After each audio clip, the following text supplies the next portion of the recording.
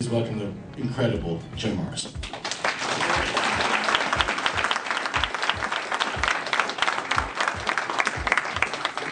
Thank you, Ron. In this world, they specially obtained these illumined ones, and they left the key of the great wisdom. And these illumined ones founded what we now know as the ancient mysteries. This is Kevin Patton with TruthIsScary.com. We are at the Conscience Life Expo right now in downtown Los Angeles. I'm here with the legendary journalist Jim Mars. Jim, how you doing? Well, I'm not scared. You're not scared right now? I'm not scared. Oh, man. Can I ask you, when did you first find out that the mainstream media was not telling us the whole truth? And what did you start to do about it? I guess I found out as a cub reporter about 50 years ago.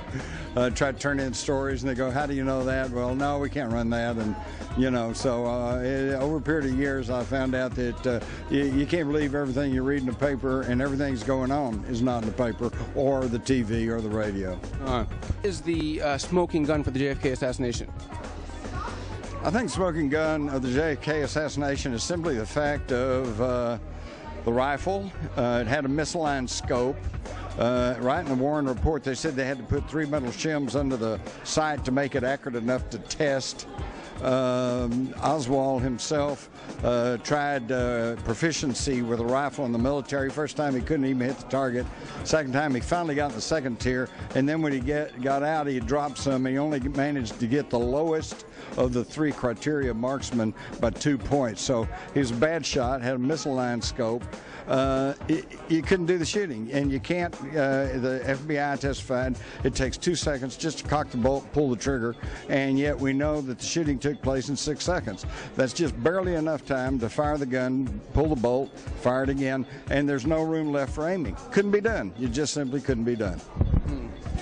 Now, you also wrote Alien Agenda, which is a worldwide bestseller.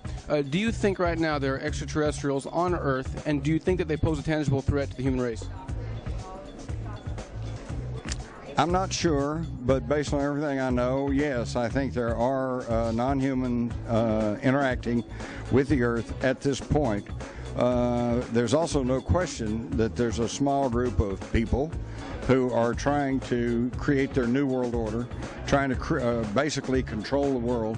And I think the question is, are these the same bunch? How close do you think we are right now to a global government?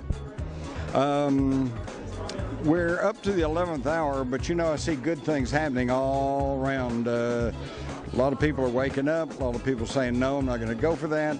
The financial meltdown that's the financial, the monetary system is the basis for their control, and it seems to be stripping gears. So actually, I think there's a lot of hope. I think people are waking up, and if everybody just says, no, we're not going to do that, then we don't necessarily have to go into that Orwellian 1984 society. Now, if you had to describe in 90 seconds or less, not to put any pressure on you, what is exactly the hidden history that has transpired throughout all these centuries and now makes its way now? Well, I think we find, according to the oldest writings in the world, the cuneiform tablets of the ancient Sumerians, which predate the Egyptians about thousands of years. And several times when they tell the history of the world, they say, well, the Anunnaki came. And the Anunnaki are translated as those who came from the heavens to the earth. So if we assume they're telling us the truth and there were these ETs in our ancient history, then the question becomes, are they still here or did they all leave? And if they're still here, then who are they and what are they doing? And that's the question that we need to start trying to answer.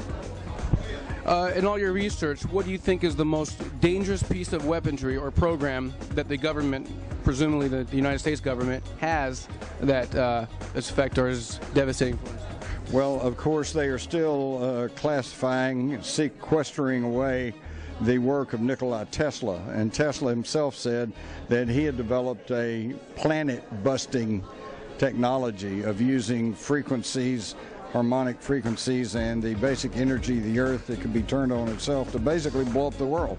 And that's scary because if you go back and look at when they set off the first atomic bomb in 1945, more than half the scientists working on the Manhattan Project truly believed that once they started a nuclear reaction, they wouldn't be able to stop it, and it would incinerate the atmosphere and incinerate the world. And yet they set it off anyway. Now that's kind of scary. That is pretty scary. Jim, I really appreciate the time that you've afforded us, sir. Thank you very much. Thank you.